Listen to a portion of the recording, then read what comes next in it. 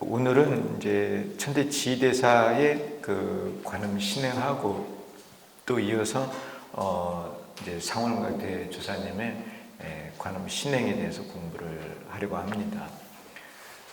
이제 천대지휘대사는 이 천태종을 개입하신 분이에요. 우리가 이제 대한민국의 천태종인데 그 천태종이라고 하는 종명은 천태지휘대사가 천태산에서 대각을 이루시고 법을 폈기 때문에 우리 종단 이름이 천태종입니다. 교재로 보시면은 264쪽이 되겠습니다. 그래서 천태지휘대사도 관음 신행을 하셨고 상황대 주사님께서도 관음 신행을 하셨는데 그 관음 신행하시는 그 모습이 약간 좀 차이가 있어요. 그래서 이 공부를 통해서 그러한 차이점을 좀 보려고 합니다. 그렇지만은 공통적으로 전부 다 관음의 감흥에 의해서 대각을 성취하셨다는 것입니다. 그래서 그런 부분에서는 이제 공통점이 되겠습니다. 천태대사 지인은 천태산 화정봉에서 삼재원흉의 묘법을 깨달아 중생을 교화하셨습니다. 그래서 이제 천태대사가 이 천태산 화정봉에서 이제 깨달아서 중생 교화를 하셨기 때문에 종명이 천태종이에요.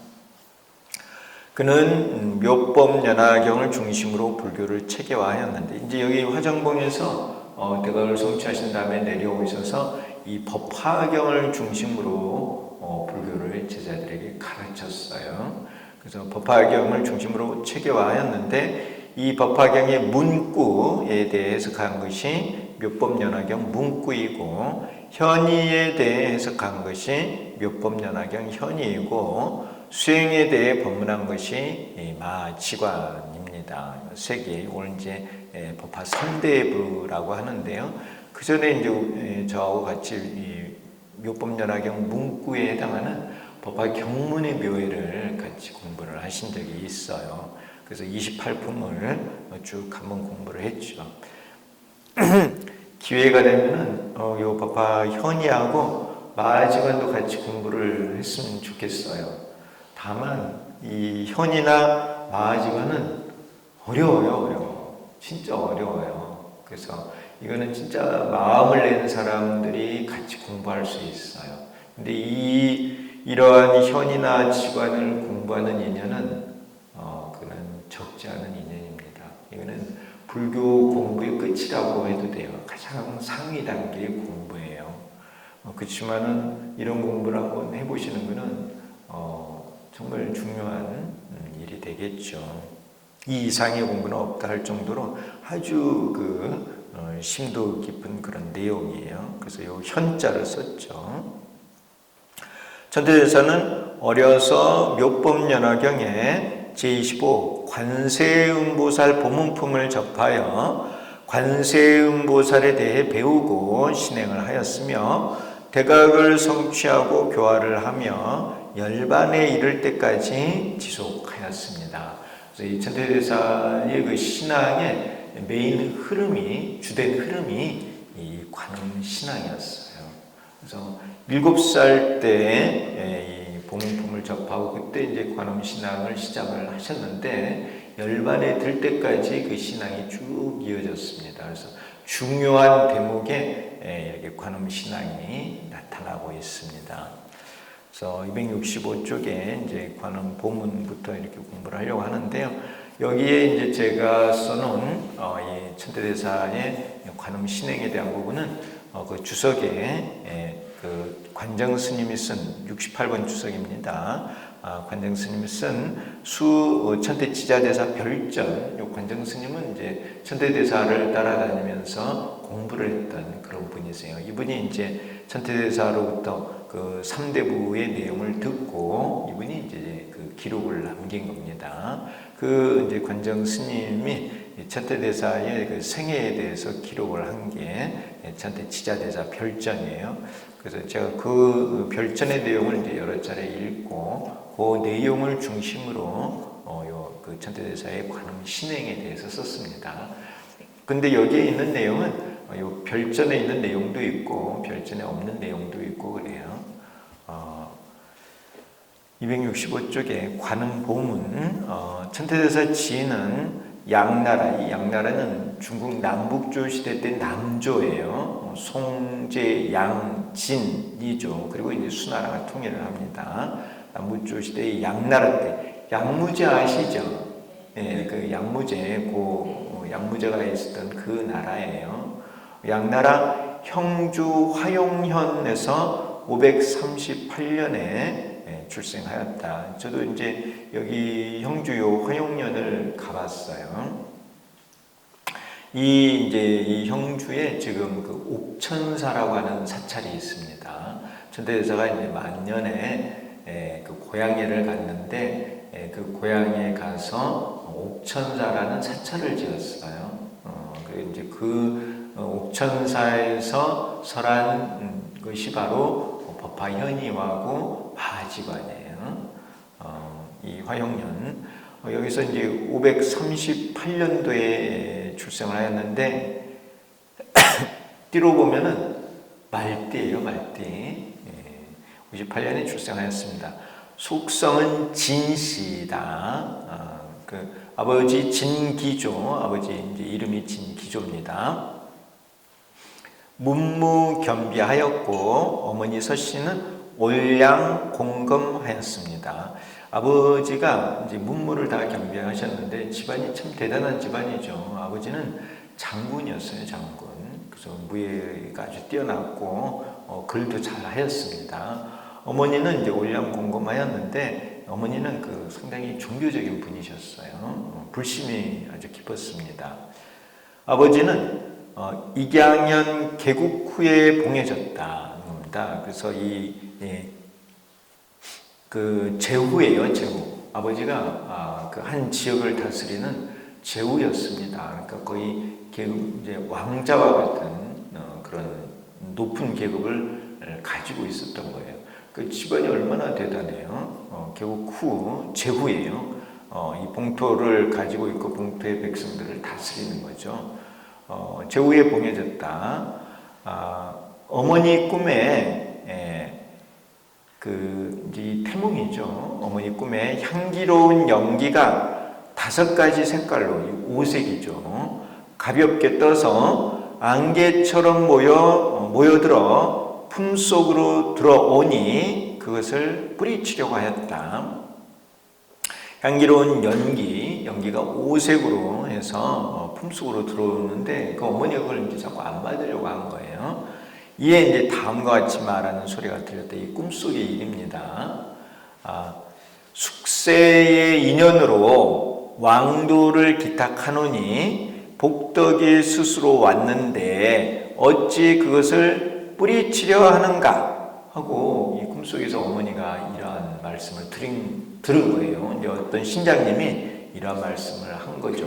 이 숙세의 인연, 그 왕도, 이 숙세의 인연은 이제 이 천태지대사가 서가모니 부처님의 부촉을 받들고 법화경을 가르치러 오는 거예요. 그게 이제 숙세의 인연이거든요. 왕도는 이제 그 천태대사 이름이 왕도였어요. 숙세의 인연으로 왕도를 기탁하노니 복덕이 스스로 왔는데 그래서 어찌 그것을 뿌리치려 하는가. 복을 많이 갖춘 인물이다는 거예요. 이 왕도 천태지대사가요. 탄생하는 날 밤에 이제 천태대사가 태어나는 날 밤에 신광이 나타나서 신비로운 광명이 나타나서 집을 환하게 비추고 겸하여 근처에 있는 방까지 빛나게 하였다. 이런 현상이 나타나는 거예요. 빛이 환하게 밝은 거예요. 이러한 인연으로 그를 왕도 또는 뭐라고 했습니까? 광두라고 부르게 되었다.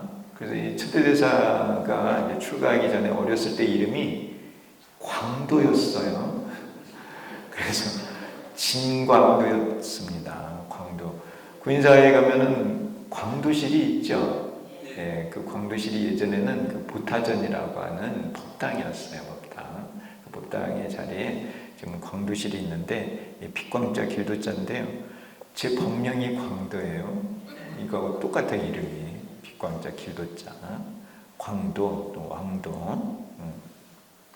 어쨌든 이 천대지일에서는 그 서가모니 부처님의 부축을 받들고 법화경을 알리기 위해서 세상에 오신 분이에요. 그런 숙세 인연으로 태어나셨고, 이제 방 안에 빛이 신광이 가득 찼기 때문에 이름을 광도라고 했다는 겁니다. 그래서 이제 빛을 가지고 오신 분이시죠. 빛나게 하는 겁니다. 그래서 정말 세상을 빛나게 해요. 그 밑에 이제 한문으로도 보시면은 그 표현이 되어 있습니다. 7살, 그 7이라는 숫자가 하나의 변화를 말해요. 변화를. 이 서가모니 부처님께서도 7살에 그 농경제, 그러니까 그 왕이 먼저 농사를 짓는 거예요.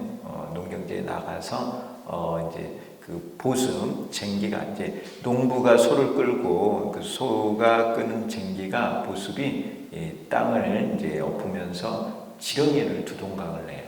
근데 그 지렁이를 이제 새가 와서 잡아먹거든요.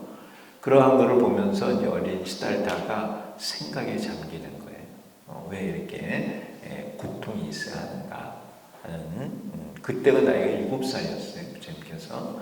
근데 그 이제 왕도 또 이제 광도도 7살에 이르러 절에 가는 것을 좋아하였습니다. 엄마 손잡고 절에 갔어요. 7살에. 절에 스님들이 266쪽에 묘법연화경에 제25 관세음보살 보문품을 구술하여 전해주면 그것을 한 번 듣고 외웠다. 이 부분이 참 대단한 부분이에요. 그러니까 법화경이죠. 묘법연화경이 있고 관세음보살 보문품이에요. 다른 품도 아니고 관세음보살 보문품이에요. 이때부터 시작한 묘법연화와 관음 보문의 인연이 그의 생애에 걸쳐 지속적으로 이어졌다는 겁니다. 그 69의 이제 주석을 보면은 지연 7세, 이제 연 7세, 나이 7살에 이르러 희왕가람, 이 절에 가는 걸 좋아하고 제승구수 보문품, 여러 스님들이 보문품을 입으로 외워서 전해주면은 초계 일편 즉득, 한 번 듣고 곧 얻었다 이런 거예요. 그러니까 스님들이 이제 보문품을 외운 거를 가지고 이제 그 어린 그 왕도 광도에게 이렇게 외워주면은 어린 광도가 그걸 한 번 듣고 외웠다는 거예요.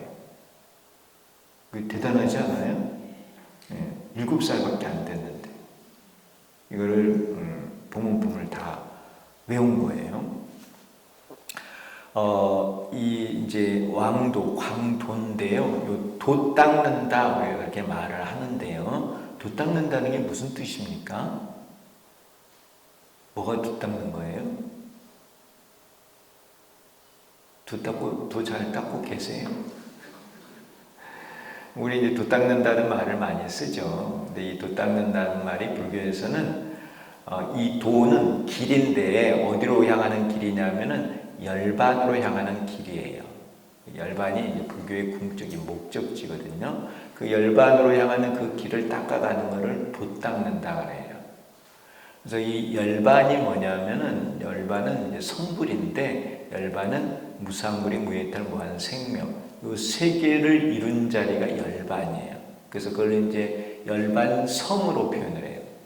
성 아시죠? 이렇게 큰 성, 그 성 안에 궁궐이 있잖아요. 왕이 사는, 왕이 다스리는 구역을 성이라고 해요. 성. 그 성을 불교에서는 열반성이라고 해요. 그래서 이 길을, 그 열반성으로 향하는 길을 닦아가는 것을 도 닦는다고 말을 하는 거예요. 그래서 열반성에 들어가려면 문이 3개가 있는데 공무상 무장문이에요. 이 3개 문을 통과를 하면은 열반성에 도달을 해요. 그 안에 들어가는 거고 불교 공부가 다 끝나요. 이 도를 닦는 걸 그 도품이라고 그래요. 도품을 닦는다 이렇게 말을 합니다. 서가모니 부처님께서 그 도품으로 제자들에게 가르쳤던 게 뭐냐면은 사념처 수행이에요. 37도품이 있는데 사념처, 사정근, 사여이족, 오근, 오력, 칠갑, 8정도 이게 37개인데 37개가 사실은 사념처 수행이 기본이 되고 있어요. 사념처 수행을 닦는 것을 도 닦는다고 말을 해요. 그래서 이 4라는 숫자는 4라는 숫자는 신수신법이에요. 우리들의 몸, 느낌, 또 마음에서 이렇게 하는 생각, 이게 사념자가 색수상행식의 오음이에요. 오음.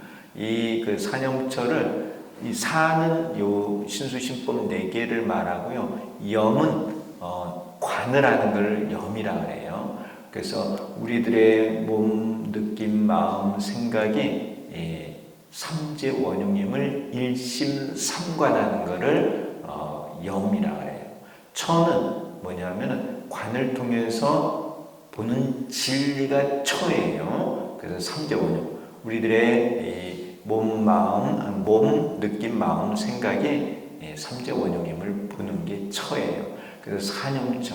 그래서 삼재 원흉을 다 깨달으면 무상불이요. 다 깨달아 알아서 그 진리에 맞게 살면은 무해해탈을 할 수 있어요.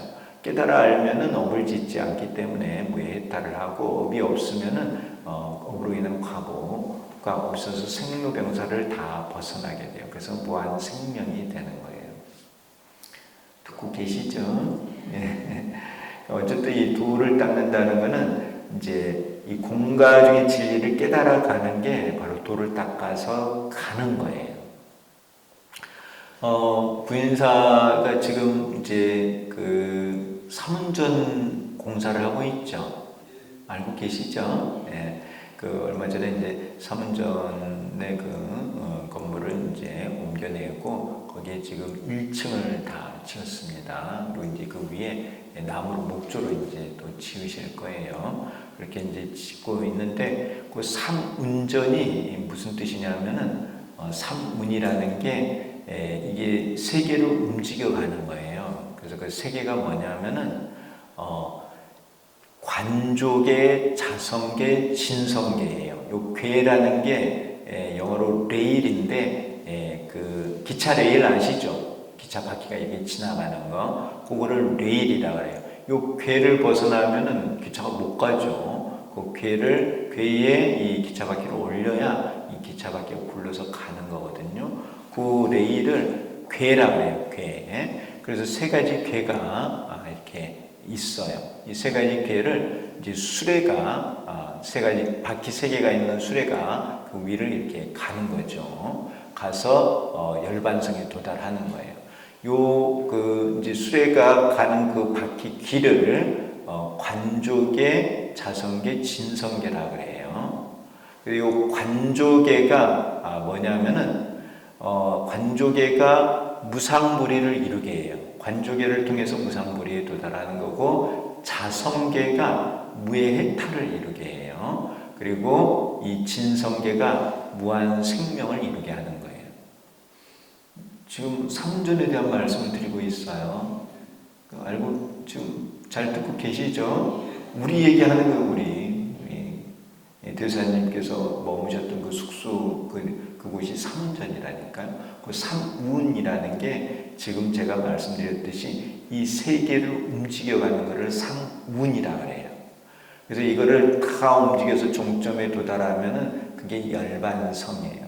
그래서 이 삼운은 이게 세계면서도 하나인 일불승을 말해요. 일불승. 그래서 삼운전은 일불승이에요. 일불승. 그래서 일불승을 통해서 도달하는 데가 열반성이고, 그래서 그 삼운전 위에 이제 큰 스님께서 쉬시면서 이제 공부하시는 곳이 삼도굴이에요. 삼도굴이 있고 삼운전이 있고, 그리고 삼운전 앞에 삼부당이 있어요. 그리고 삼부당에서 다리를 건너면 뭐가 있죠? 삼강전이 있어요. 삼강전. 우리 이제 어제 행사를 했던 그 건물 이름이 삼강전이에요. 5층 법당은 그냥 붙인 이름이고 건물 이름이 삼강전이에요. 삼강전 앞에 3층 탑이 있어요. 그리고 5개가 다 삼자라 그랬죠. 그래서 이 삼도굴이라는 게 무슨 뜻이냐면은 이 삼도는 건너간다는 말이에요. 세계를 건너가는 거예요. 그래서 이 중생 세계에 뭐가 세 가지가 있느냐면 세 가지 삼도, 세 가지 장애가 있다 그래요. 중생 세계는 무명장, 업장, 고장이 있다 그래요. 그래서 무명, 업, 고 여기 세 가지 장애거든요. 이 장애를 건너가서 무상무리 무해탈무한 생명을 이루는 것을 삼도라 그래요. 삼도. 그래서 이 삼도굴은 그 건너가는 것을 연구하는 것이 삼도굴이에요. 그 굴은 굴 속에 앉아서 연구하는 거예요. 공부하는 곳이에요. 이 세 가지를 건너가는 공부하는 것을 삼도굴이라 그래요. 그래서 이제 거기서 공부하는 거예요. 이게 지금 5가지 건물이 의미를 다 가지고 있다니까요. 그 다음 삼운전은 뭐냐면은 이걸 실제로 움직여 가는 거를 삼운전이라 그래요. 그래서 이제 무명에서 무상무리로 움직여 가는 거예요. 관조계를 통해서.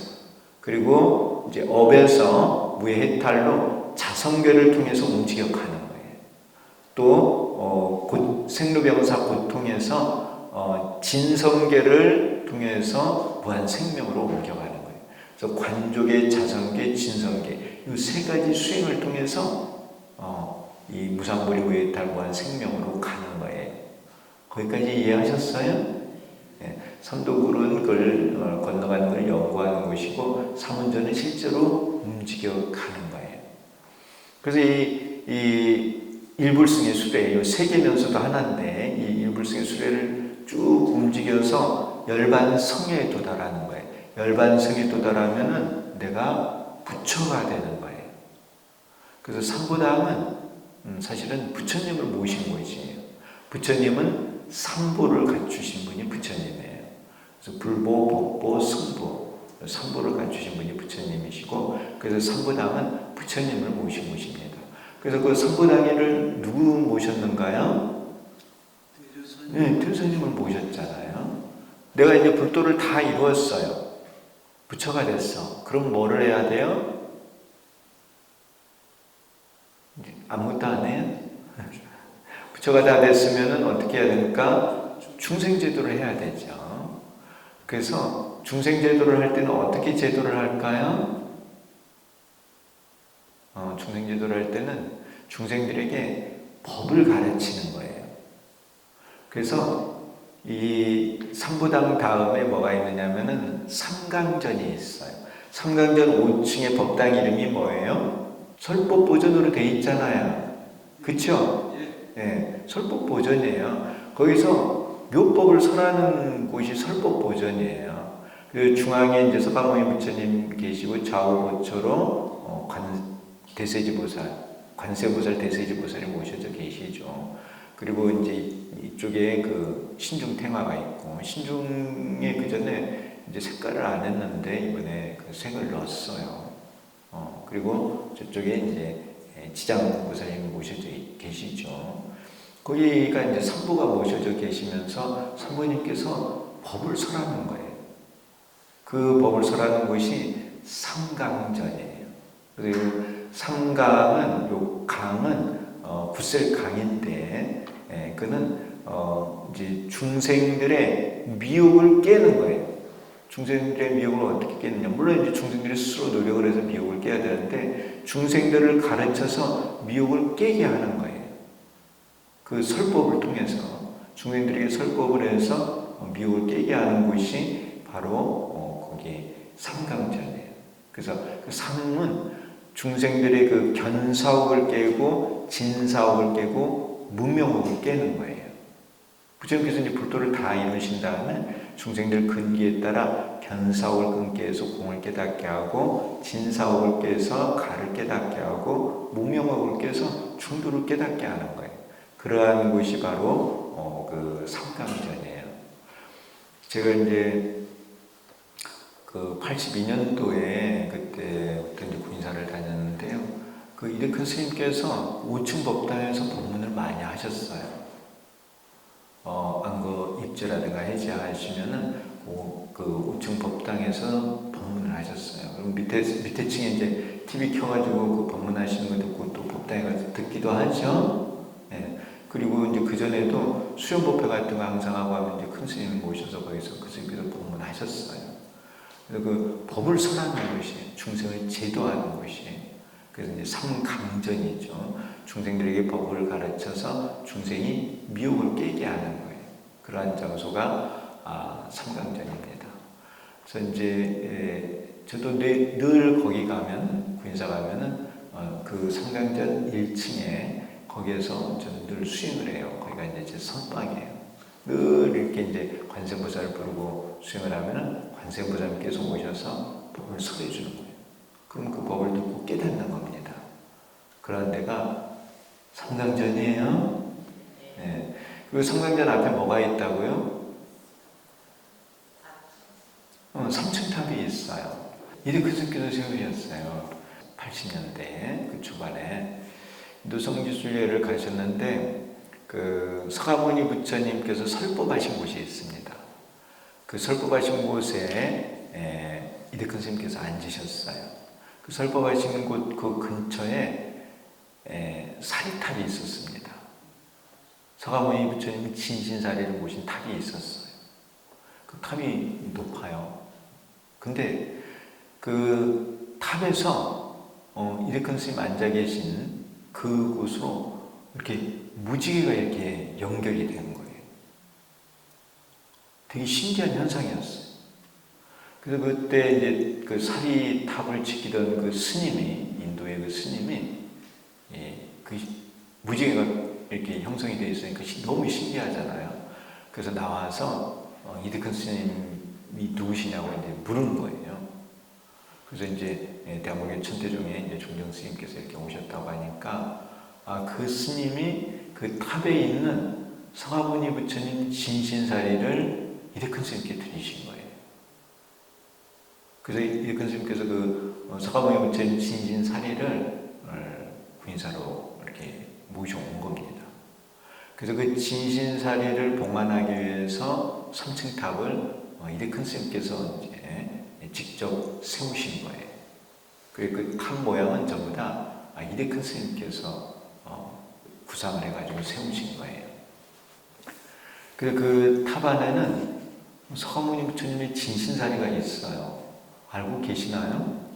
예, 그 진신사리가 있습니다. 그 안에.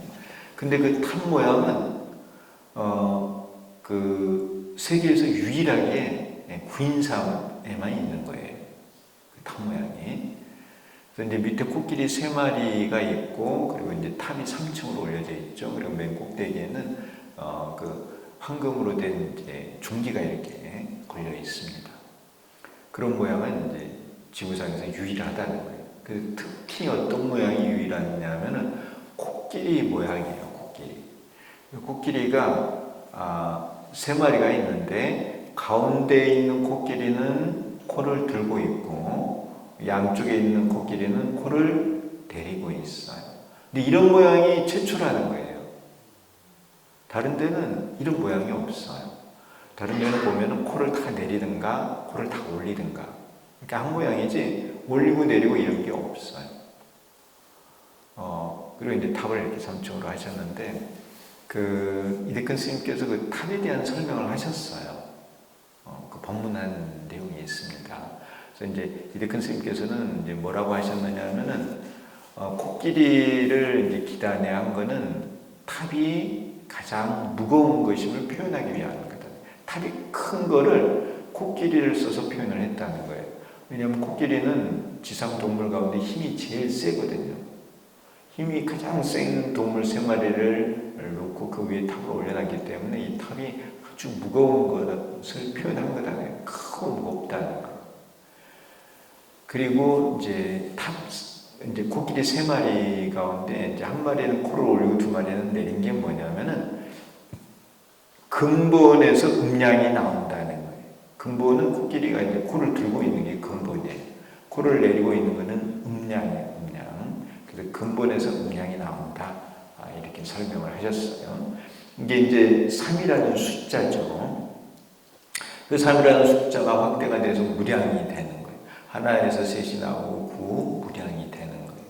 그러니 이제 그 이수로서 이렇게 표현을 하셨는데 제가 볼 때는 그 코끼리를 코를 들고 있는 코끼리는 중도예요. 중도. 그리고 코를 내리고 있는 양쪽의 코끼리는 공하고 가예요.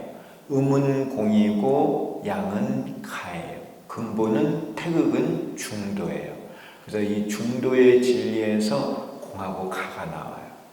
그래서 코끼리 세 마리는 공가 중에 진리를 말을 합니다. 이해하셨나요? 잘 들으셔야 돼요. 지금 내가 건물 5개에 대한 설명을 지금 계속 이어서 하고 있는 거예요. 이 진리를 기반으로 해서 공덕을 쌓게 돼 있어요. 이 탑에 대해서는 이제 이리큰 스님께서 뭐라고 하셨느냐면, 이제 탑이라는 말은 인도 말이에요. 스투파에서 나온 말이에요. 인도의 스투파라는 말인데, 탑이라는 거는 뭉쳐 쌓아놓은 거를 탑이라 이렇게 말을 한다는 거예요. 인도 사람들이 뭉쳐 쌓아올린 거를 탑이라고 한다는 거예요. 그래서 이 공덕을 쌓아 올린 게 탑이에요. 그래서 그 공덕은 이제 여러 가지 공덕이 있어요. 부처님께서 쌓으신 공덕이 얼마나 많겠어요. 부처님 될 때까지는 많은 공덕을 쌓아서 되는 거거든요. 그런데 그 공덕의 핵심이 삼덕이에요. 삼덕. 그래서 그 삼덕은 무상불인, 무해탈, 무한생명이에요. 그래서 제가 볼 때는 이 무상불인, 무해탈, 무한생명 요 세 탑을 이렇게 올려놓으신 거야. 그래서 이거를 다 이루면은 부처가 되는 거예요. 그래서 탑은 부처님 몸하고 똑같은 거예요. 부처님 탑은요. 서가모니 부처님 진신사리를 모셔서 그 탑은 부처님 몸과 똑같은 걸로 봅니다.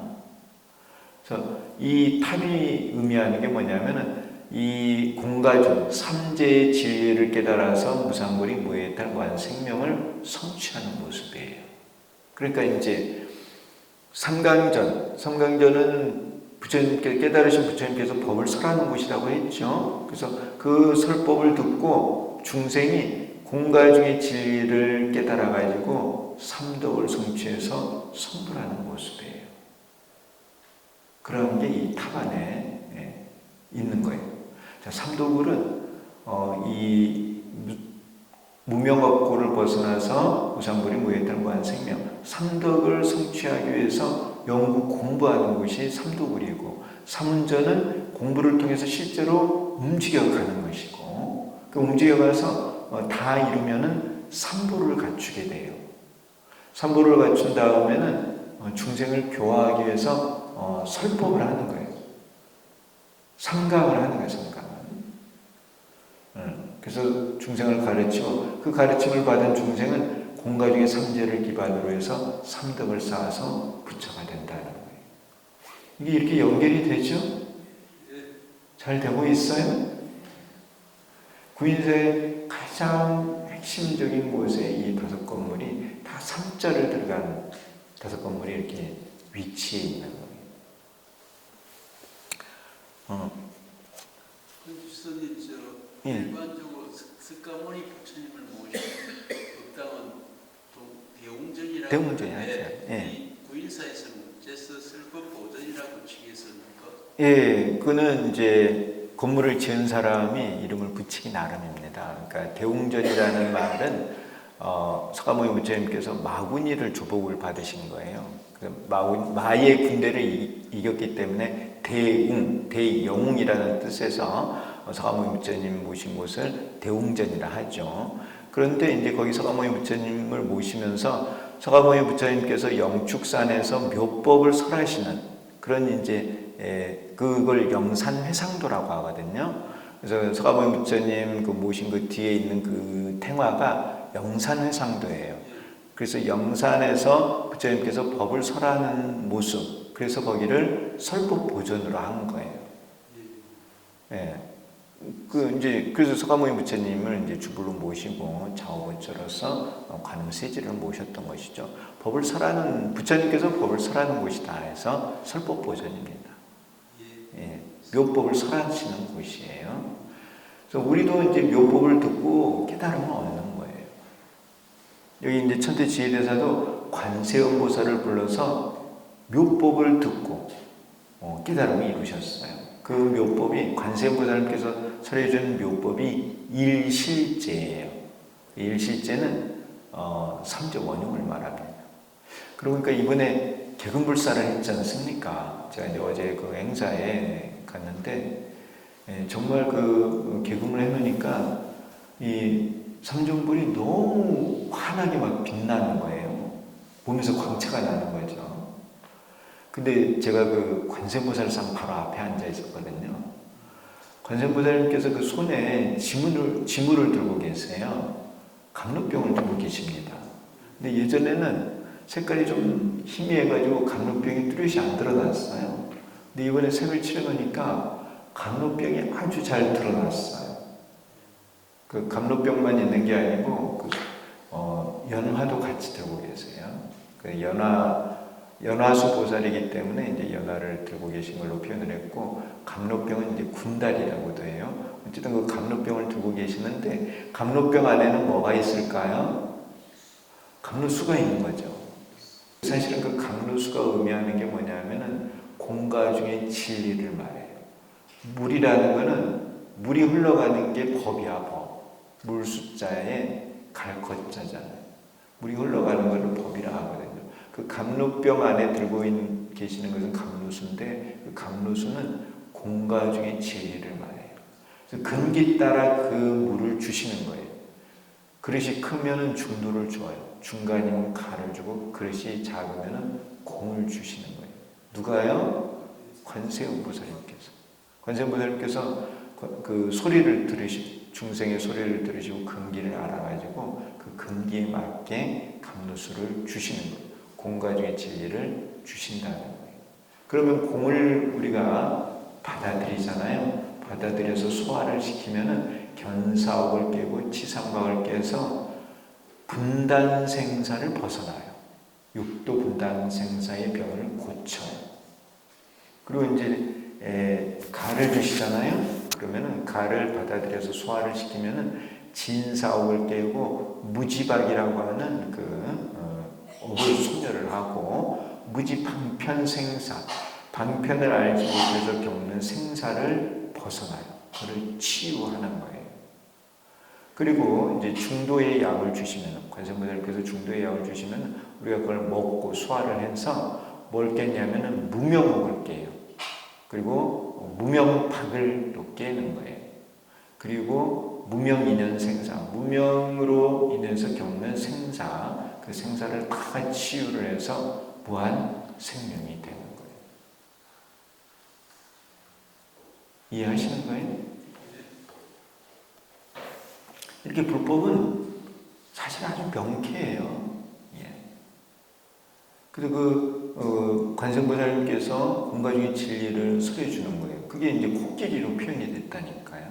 코끼리, 코를 들고 있는 건 중도, 양쪽에 있는 것은 공하고 가예요.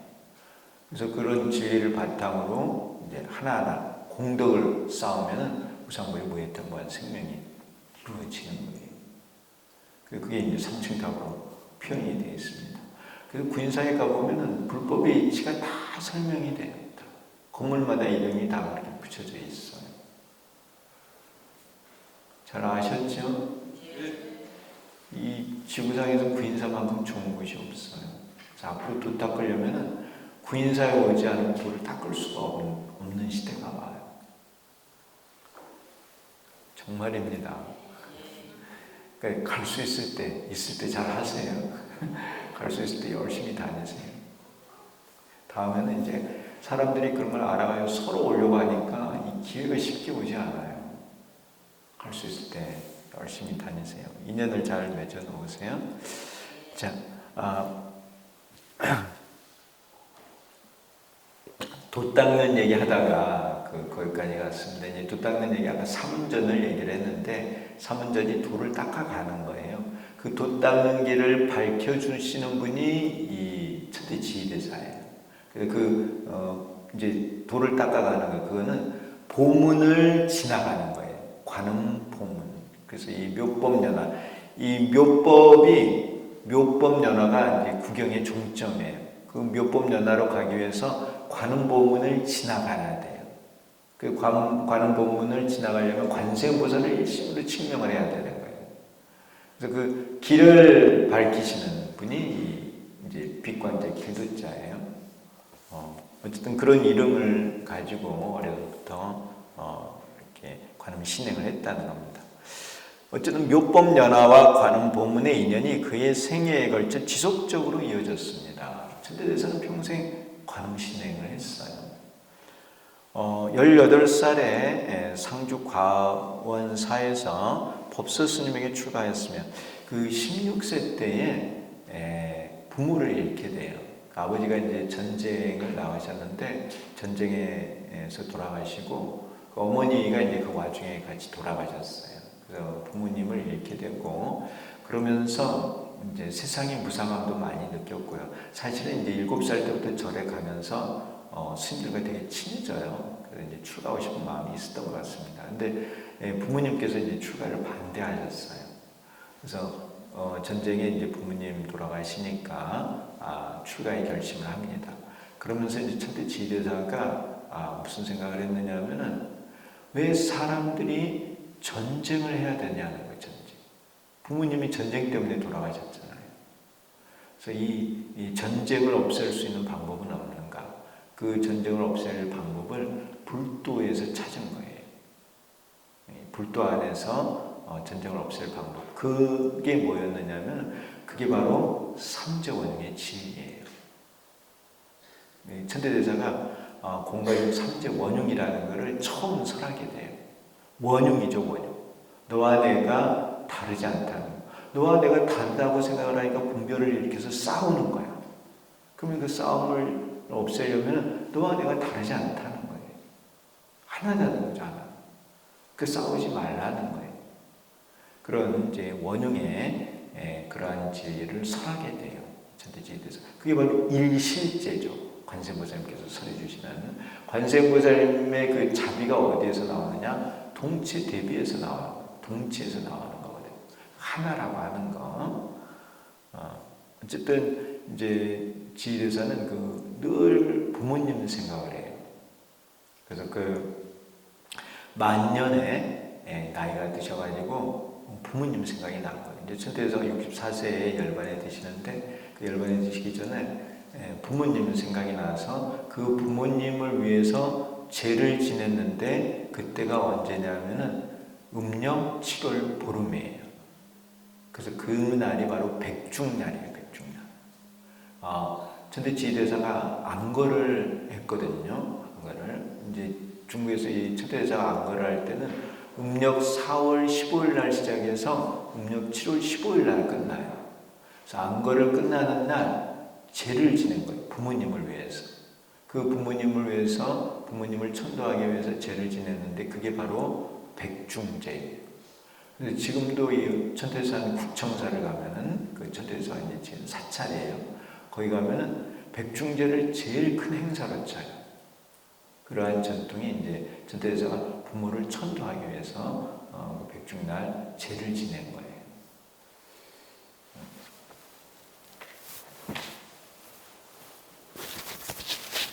어쨌든 이제 부모님을 16세 때에 이제 부모님께서 돌아가시고 그리고 이제 탈상을 하고요. 18살에 상주 과원사에서 출가를 합니다.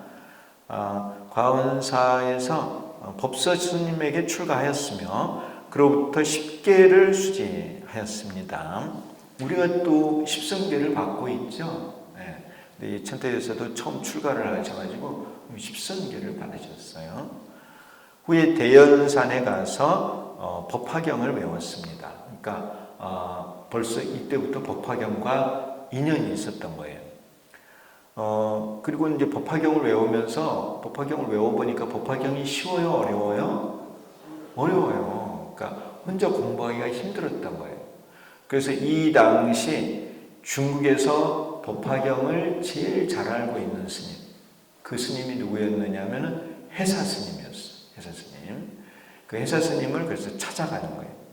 그리고 나서 대연산에서 법화경을 외웠고요. 그리고 나서 광주 대소산에 잠시 머물고 있는 해사선사를 찾아가 배움을 청하였습니다. 근데 이때 이제 대연산에서 대소산까지 가는데 그 중간에 막 전쟁을 하고 있었어요. 군인들이. 근데 이 전쟁통에 이렇게 가다가 잡히면 죽을 수도 있죠. 근데 이제 이때 21살이었는데 젊은 나이에 목숨을 걸고 그 법화경을 배우기 위해서 찾아가는 거예요. 그만큼 이 법을 구하는데 열의가 있었다는 거예요. 그리고 중국은 이렇게 다니는 길이 그렇게 순탄하지 않아요. 되게 험난해요. 그 험난한 길을 헤쳐서 전쟁의 그런 틈바구니를 헤치고 스승 해사를 찾아가요. 그 이제 스승 해사를 만난 곳에 그 절이 지금도 있는데 그곳이 정거사라는 절이 있어요. 지금도 가면 거기 되게 오지예요, 오지. 거기 대두산에 잠시 머물고 있는 해사선사를 찾아가 배움을 청하였습니다. 이 해사선사는 지에게 다음과 같이 말하였습니다. 해사선사가 천태대사를 보자마자 다음과 같이 말한 거예요. 옛날 영축산에서 함께 법화경을 들었느니라. 숙세의 인연에 따라 지금 다시 만났느니라 하고 해사 스님이 말을 하신 거예요. 그러니까 이런 걸 보면은 해사 스님은 깨달음이 있는 스님이에요. 깨달음이 있으셔가지고 전생을 아는 거예요. 이 보통뿐이 아니죠. 뭐 법화경을 공부했다는 그 자체가 이 보통뿐이 아니에요. 근데 어쨌든 전생에 대한 이야기를 해사 스님이 했고, 해사 스님 말씀 뭐냐면은 너하고 나는 서가모니 부처님으로부터 직접 영축산에서 법화경을 들었다는 거예요. 그리고 서가모니 부처님의 부촉을 받아서 법화경을 알리기 위해서 이 세상에 나왔다는 겁니다. 그게 바로 숙세의 인연이에요. 숙세의 인연. 아까 이 꿈에 숙세의 인연 때문에 왕도로 왔다고 했죠. 네. 서가모니 부처님의 그런 부촉을 받고 이 중국에 태어난 거예요. 여기 숙세의 인연에 따라 지금 다시 만났느니라. 법화경 때문에 만난 거예요. 법화경 때문에. 그러니까 이 천태대사가 그냥 보통뿐이 아니에요. 서가모니 부처님의 부촉을 받고 법화경을 이 세상에 알리기 위해서, 불법을 세상에 알리기 위해서 오신 거예요. 그러니까 이제 서가모니 부처님께서는 인도에서 법을 펴셨죠. 천태지휘대사는 중국에서 이 법화의 법을 펴신 거예요. 그래서 인도에 1500년 불교가 있었고 중국에 1500년 불교가 있고, 그리고 대주사님께서 한국에 태어나신 거예요. 그래서 한국에서 불법이 한번 시작이 되면 영원히 간다는 거예요. 숙세 인연에 따라 지금 다시 만났느니라. 이와 같이 말하고 나서 그에게 법화경의 제28 보현보살 권발품에 기초한 보현도량을 보여주고 제14 안락행품에 나오는 신구의 서원의 사안락행을 설해 주었습니다. 그래서 해사 스님이 천태대사에게 두 품, 법화경에 처음 만나자마자 법화경의 두 품을 가르쳐 준 거예요. 근데 이게 되게 중요한 의미를 가지고 있어요. 법화경은 이제 전체 28품으로 되어 있는데 앞에 14품을 정문이라고 해요. 뒤에 14품을 본문이라고 해요. 그리고 여기서 이제 말하는 법화경 제28품 보현보살 권발품은 본문의 유통분이에요. 그리고 제14 안락행품은 정문의 유통분이에요. 여러분 유통이라는 말 아세요? 우리도 흔히 유통하죠. 뭐 물건을 유통한다고 하잖아요. 여기서는 이제 법화경을 유통을 하는 거예요. 유통한다는 것은 내가 지니고 다른 사람에게 알려주는 거예요. 그를 유통이라고 해요. 근데 이 두 품이 법화경의 본문과 정문의 유통문에 해당하는 거예요. 그러니까 이 해사 스님과 천태대사는 법화경을 중국에 알리기 위해서, 유통하기 위해서 오신 거예요. 그런 유통하기 위해서 왔으니까 천태대사에게 유통분의 내용을 알려준 거예요. 이 법화경을 앞으로 유통을 하라고 천태지휘대사에게. 그래서 가장 뒷품 14품 가운데 가장 마지막 품인 제28품하고 제14품 이 두 품을 천태대사에게 알려주면서 네가 앞으로 이 법화경을 세상에 널리 알려야 하느니라 이러한 사명을 주는 거예요. 예사스님의 이 보현보살 권발품에는 유상행이 있고 제14 안락행품에는 무상행이 있습니다. 이 유상행은 경문을 가지고 법화경을 공부하는 것이고요. 무상행은 앉아가지고 묘법을 관하는 게 무상행이에요.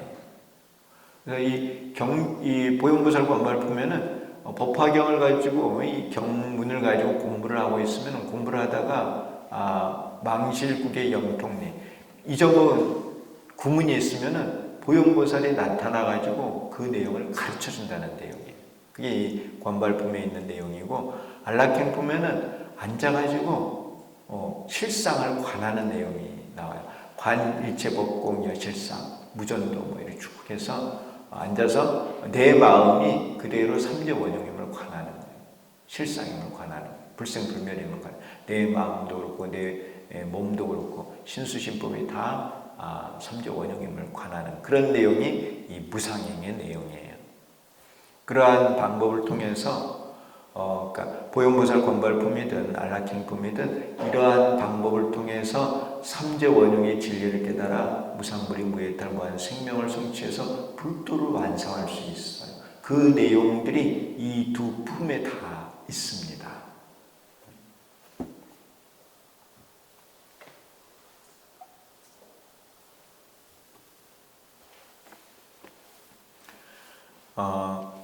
어쨌든 이제 승해사를 만나서 이 법화경을 배우게 되고 법화경 가운데서도 보현보살 권발품과 제14 안락행품을 배우게 됐다는 겁니다.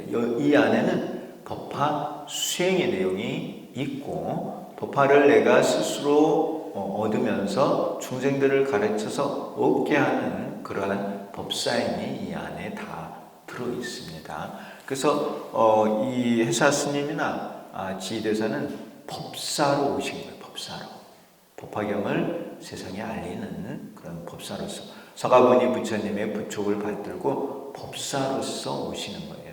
그래서 이 법화경에는 보면은 법사가 많이 등장을 해요. 법화경의 중요 내용이 바로 법사예요. 법사라는 개념이에요. 그 법사는 법화경에서 말하는 법사는 일승법사예요. 일불승을 지니고 알리는 법사를 말하지 아무 법사를 법사라고 말하는 게 아니에요. 법회 가서 법문을 한다고 해서 다 법사가 아니고요. 일승묘법을 지니고 알리는 자가 법화경에서 말하는 법사예요. 그래서 그런 법사를 비방을 하면은 열애를 비방하는 죄보다 무겁다는 내용이 법화경에 나와요.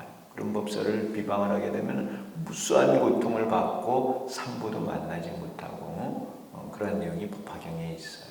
그래서 법화경에서 말하는 법사는 어떤 법사라고요? 일승묘법의 법사예요. 이거 잘 아셔야 돼요.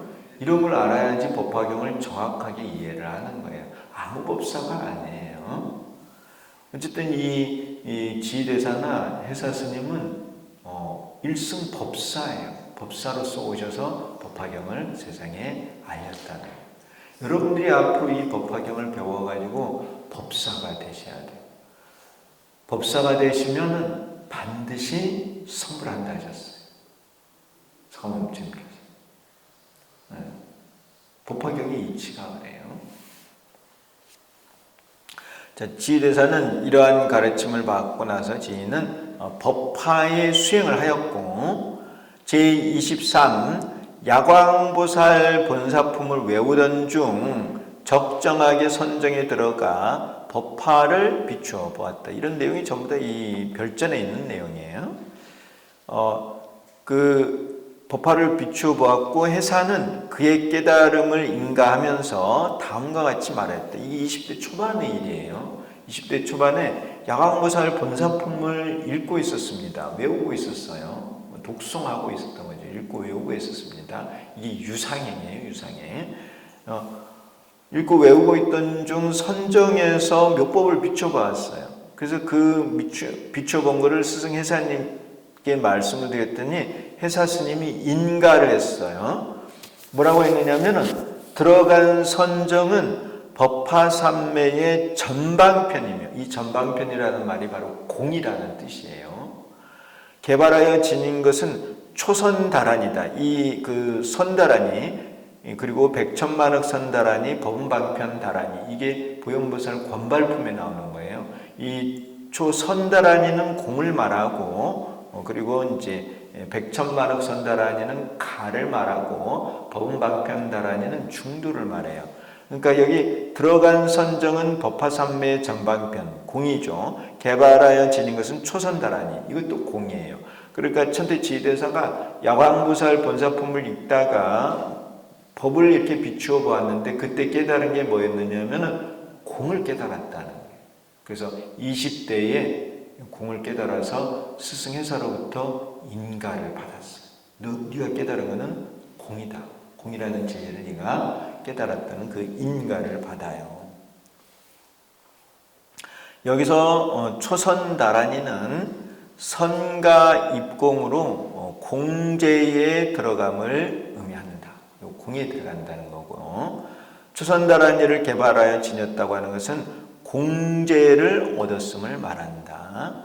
지인은 천태대사께서는 제23 야광보살 본사품을 외우던 중 공의 진리를 깨달았으며 이것은 유상행으로 진리를 깨달은 것이다. 그래서 공을 깨달을 때는 유상행, 이 법화경을 독송하면서 깨달아요.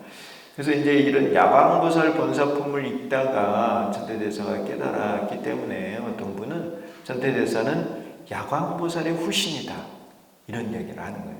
야광보살이 인간으로 태어났다는 거예요.